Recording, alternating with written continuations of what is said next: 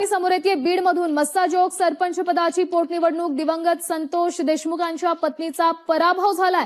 स्वरूपानंद देशमुख यांचा 92 मतांनी विजय झाल्याचं कळतंय। मोठी बातमी आहे। मस्साजोग सरपंच पदाची निवडणूक झाली आहे। स्वरूपानंद देशमुख यांचा विजय झालेला आहे। दिवंगत संतोष देशमुख जे सरपंच होते, ज्यांची हत्या झालेली आहे, त्यांच्या पत्नी यांचा पराभव झालेला आहे।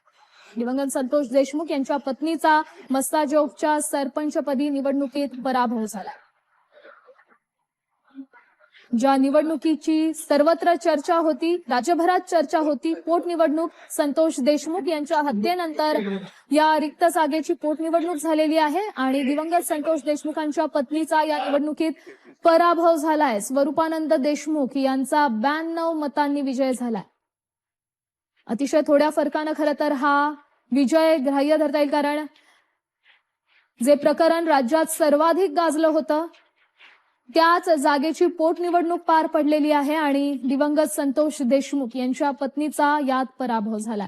या संदर्भातली अधिकची माहिती देत आहेत आपले प्रतिनिधी योगेश काशी। योगेश, नक्कीच बीड जिल्ह्यामध्ये एकंदरीत पाहायला गेलं तर ज्या पोटनिवडणुका पार पडल्या, मात्र सर्वांचं राज्याचं लक्ष लागलं होतं ते म्हणजे मस्साजोगच्या निवडणुकीकडे।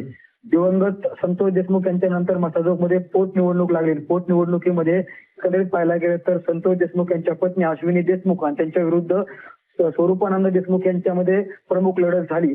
मात्र या लढतीमध्ये पाहायला गेलं तर अश्विनी देशमुख यांना मोठा धक्का बसलेला आहे आणि त्यांचा या निवडणुकीमध्ये पराभव झालेला आहे। तर स्वरूपानंद देशमुख यांचा या निवडणुकीमध्ये विजय झालेला आहे आणि संपूर्णच राज्यात मस्साजोगच्या निकालाकडे लागलेलं होतं, मात्र थोड्याच वेळामध्ये हा निकाल हाती आलेला आहे।